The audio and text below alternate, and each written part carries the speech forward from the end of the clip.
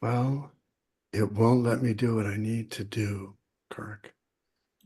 Could you make me host? Let's try that, please. It says meeting is being recorded now. Yeah. No, that's not okay. I'm trying to do something else. I apologize. Yeah, let's see. Hold on. Let me take a look. Steve.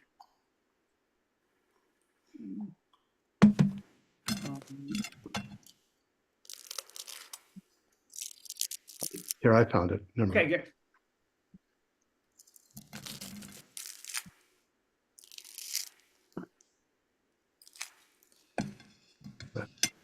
There we go. So you all should be seeing a slide that says 10 Oxherding pictures. Is that working, Stephen? Thumbs up. Okay, wonderful. So good afternoon. Thank you all for being here this afternoon. Thank you for your practice and for your support of Selwood Soto Zen. I would like to talk about the 10 Oxherding pictures.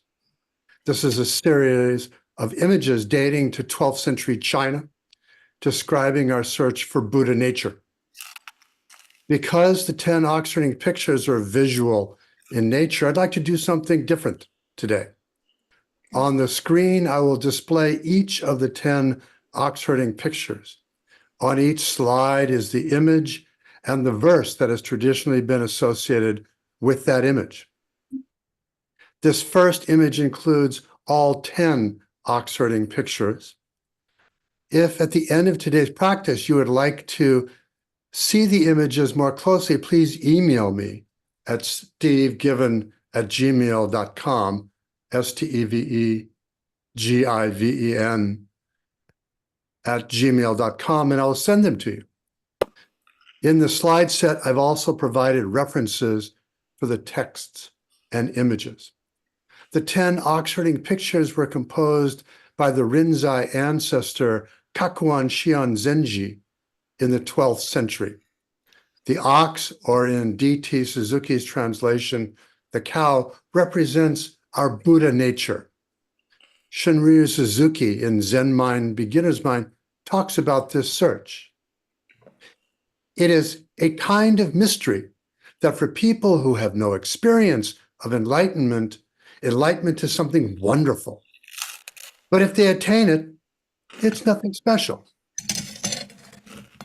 But it is not nothing. Do you understand? That is Zazen.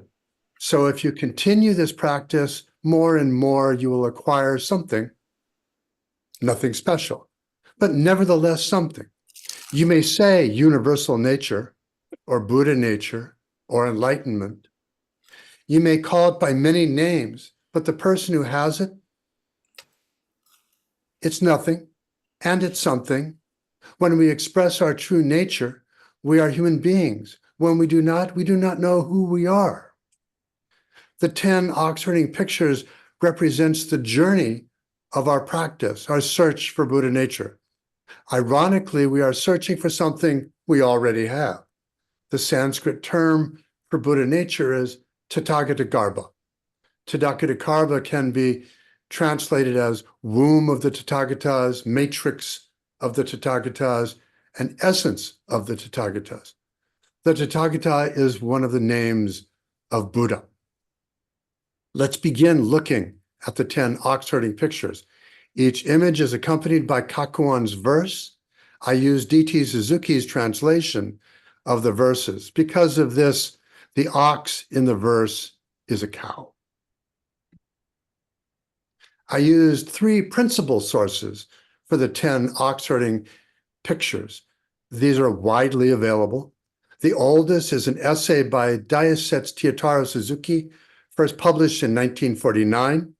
D.T. Suzuki was a Buddhist scholar unrelated to Shunryu Suzuki Roshi. This essay is still in print in volume 1 of his essays in Zen Buddhism. A newer source is 10 Oxherding pictures, 10 Oxherding images by Wim van den Duncan, a Dutch writer born in Antwerp and published in 2018. The newest publication is the 2024 text, Welcoming Beginner's Mind, Zen and Tibetan Buddhist Wisdom on Experiencing Our True Nature, written by Galen Ferguson. In search of the ox, alone in the wilderness, lost in the jungle, he is searching, searching. The swelling waters, faraway mountains, and underneath path, exhausted and only in despair, he knows not where to go. He only hears the evening cicadas singing in the maple woods. This is the first Oxherding picture. This is the beginning of our search. The image shows the seeker. There's no ox. The seeker is unsure where to look, looking backwards, lost. Despite our delusion and dukkha, suffering, there's a moment of clarity. We understand that something is amiss. Something is lacking. This realization is the beginning of our search. The seeker becomes mindful, searching, but is unable to see clearly where he, she, they are looking for or where to search. This is what we are describing in our way-seeking mind talks, the beginning of our search. The seeker searches for Tathagata, Buddha nature, his, her, their face before their parents were born. For me, this search began in 1980. Let's move to the second Oxherding picture. Finding the footprints. By the water, under the tree, scattered are the traces of the lost. Fragrant woods are growing thick. Did he find the way? However remote over the hills and far away the cow may wander, her nose reaches the heaven and none can conceal it. In the second Oxherding picture, the seeker has stopped looking behind himself or herself, their self, taking the first steps toward Buddha nature and a new life. Before the ox has been found, we must intuit where to find it. Van den Dungen states, it made the best happy, why not him? The seeker finds only a deluded, stubborn, and habitual mind. This is our mind early in our meditation practice, our monkey mind grasping at thoughts. Despite doubt, the seeker continues in this new direction. We no longer think the mind is solely conditioned by external factors, such as the senses and communication with others. To illustrate the mind needed to search for the ox, Van den Dungen relates a Zen story from the 19th century. A cup of tea. Nan-in, a Japanese master during the Meiji era, received a professor with questions regarding Zen. Nan-in served tea. He poured the visitor's cup full and kept pouring. The professor watched until he could no longer restrain himself. It's over full. No more will go in. Like this cup, Nan-in said, you are full of your own opinions and speculations. How can I show you Zen unless you first empty your cup? With our minds open and our cup empty, we continue our search. Glimpse of the ox. Yonder, perched on a branch, a nightingale sings cheerfully. The sun is warm, the soothing breeze blows through the willows green on the bank. The cow is there all by herself. Nowhere is there room to hide herself. The splendid head decorated with stately horns. What painter can reproduce her? We glimpse the ox, the tail, and the hindquarters. In the Southern school, this might be the moment of the first kensho, or sudden enlightenment. In our Soto tradition, this is the result of long practice, sitting patiently, observing the mind, following the breath, watching for the tail of the ox. The existence of the ox, Buddha nature, is no longer conjecture. It has been glimpsed, however imperfectly. We may see the ox only momentarily, and then it's gone. We continue searching, patiently observing for further glimpses of Buddha nature. Our glimpse is fleeting because we still think would our conditioned mind, grasping at what's in front of us, even our understanding of the Buddha, is conditioned. We continue our search, catching and taming the ox. With the energy of his whole soul, he has at last taken hold of the cow. But how wild her will, ungovernable her power. At times, she struts up a plateau where lo, she is lost in a misty, impenetrable mountain pass. In the fourth Oxherding picture, the seeker is catching and taming the ox. We sit quietly observing our mind. With practice, our mind becomes more calm. We see what arises and let it go. We're beginning to grasp Buddha nature. Van den Dongen states, catching the ox signifies remembering one's innermost awareness, recognizing the very subtle mind again and again. This is bodhicitta, thought or aspiration of enlightenment, the aspiration of the traveler on the Fodao, Buddha's path. Galen Ferguson states, quote, the image for this stage shows the practitioner tethered to the ox as closely as possible. This is a somatic, tactile experience.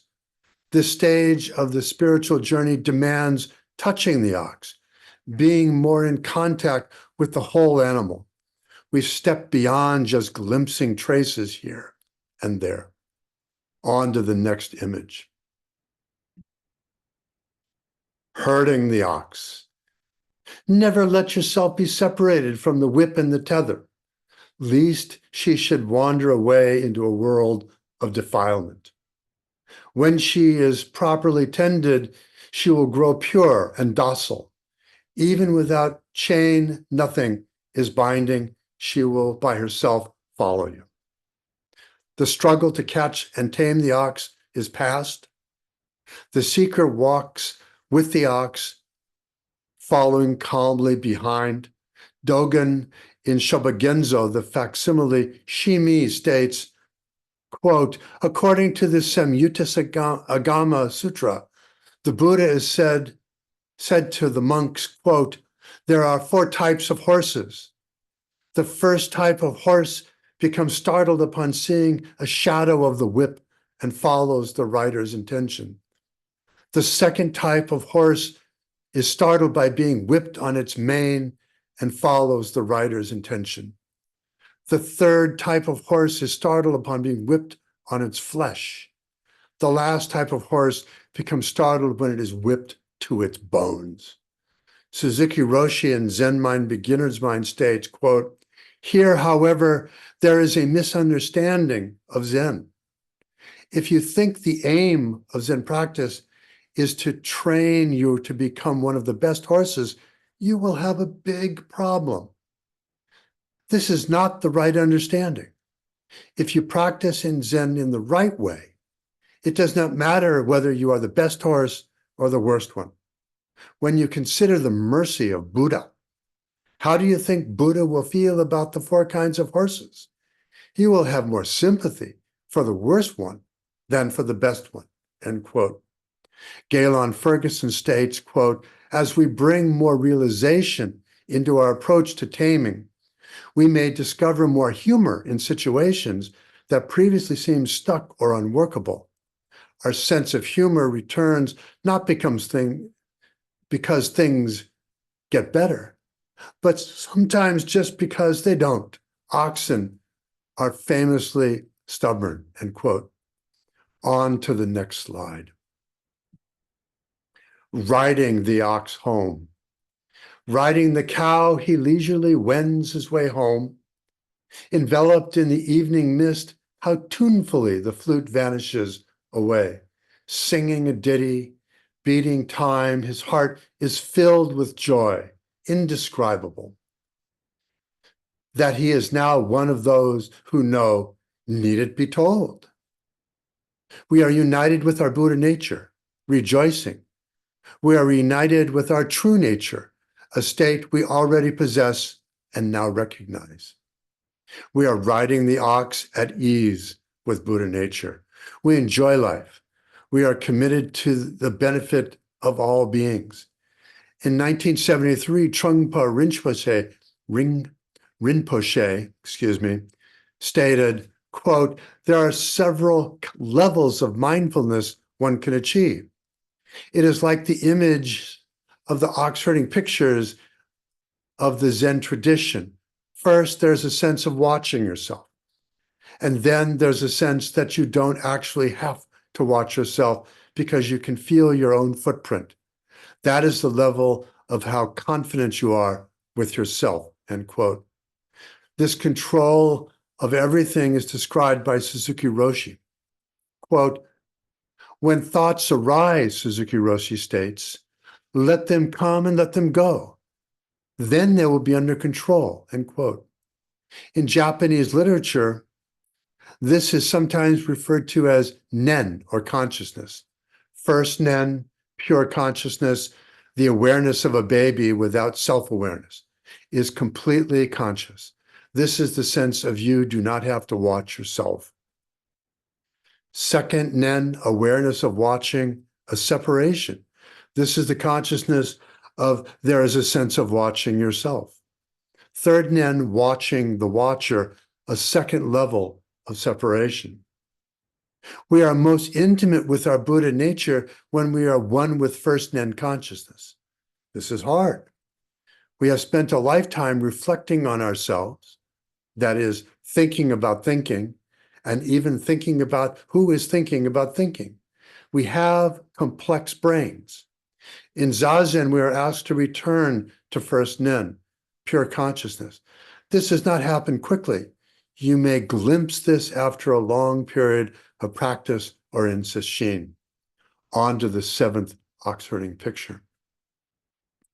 No ox, only human. Riding on the cow, he is at last back at his home, where lo, there is no more the cow, and how serenely he sits all alone. Though the red sun is held up in the sky, he seems to be still, quietly asleep. Under a straw-thatched roof are his whip and rope idly lying beside him. We have returned home. The image of the ox is no longer necessary.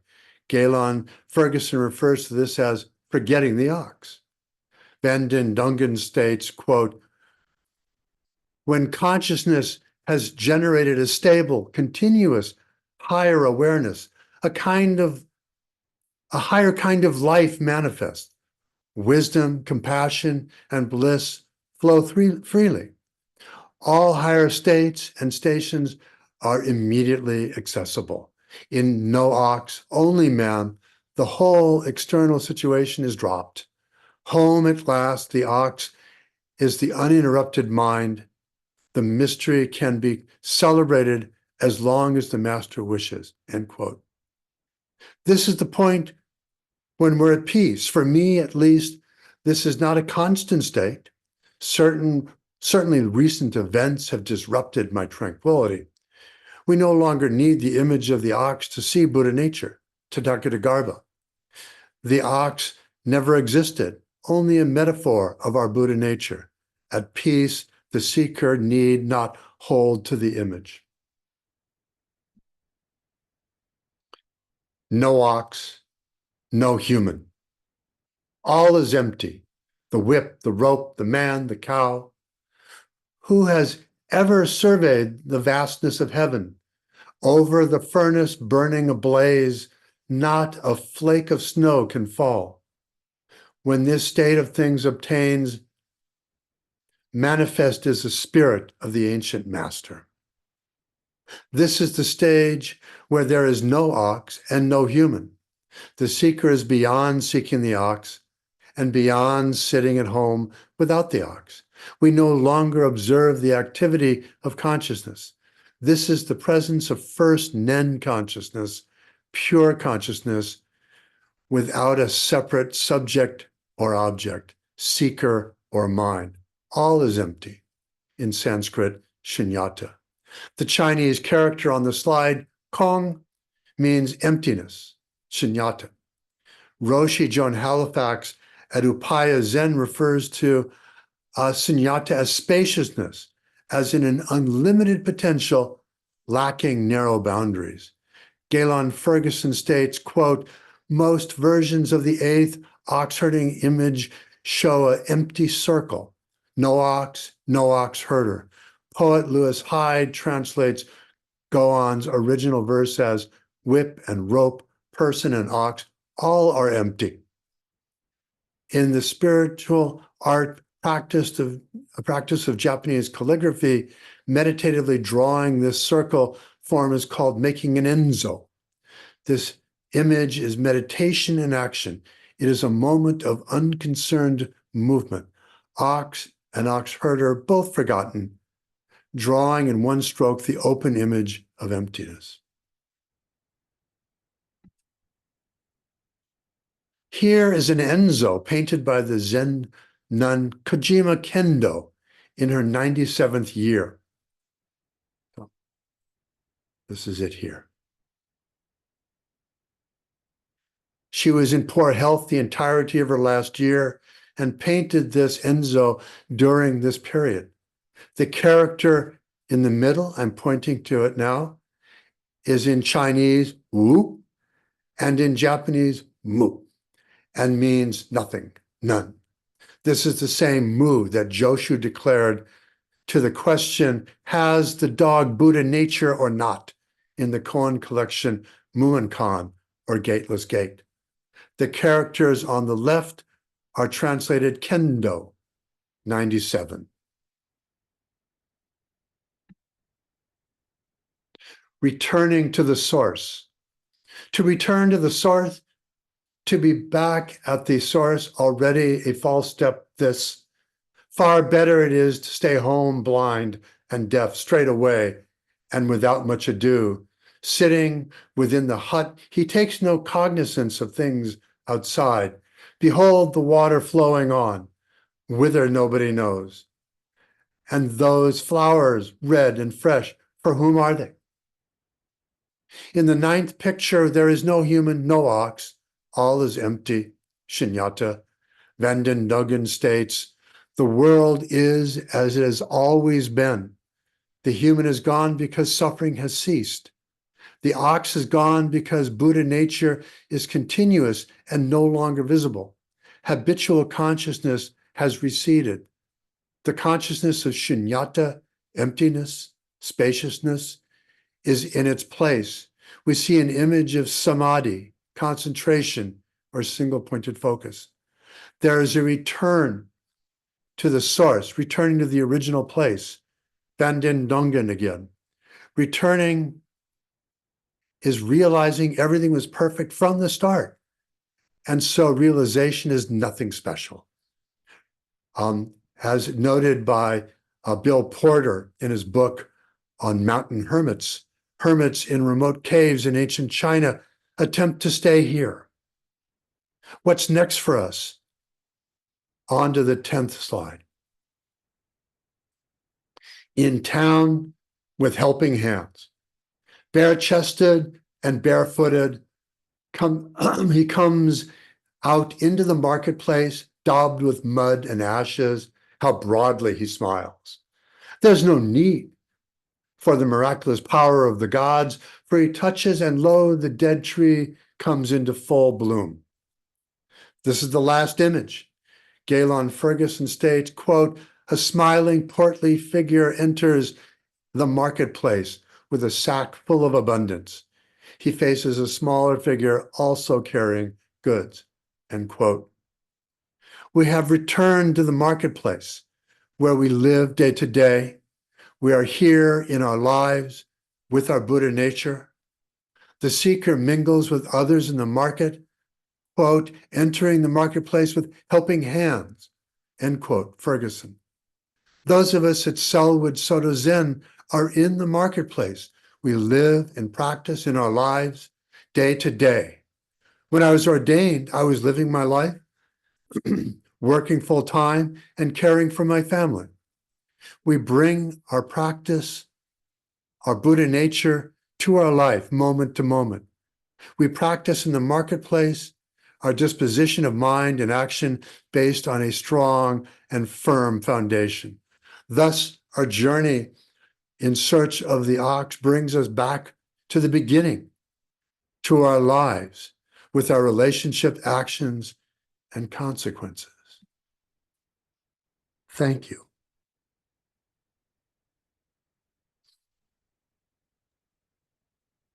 Dave, thank you. Shall we sit for 5 minutes? Let's say, can you make me the host, Steve? Sure, you want me to ring the bell? Oh, sure. How about doing that? Yeah, that'd be great.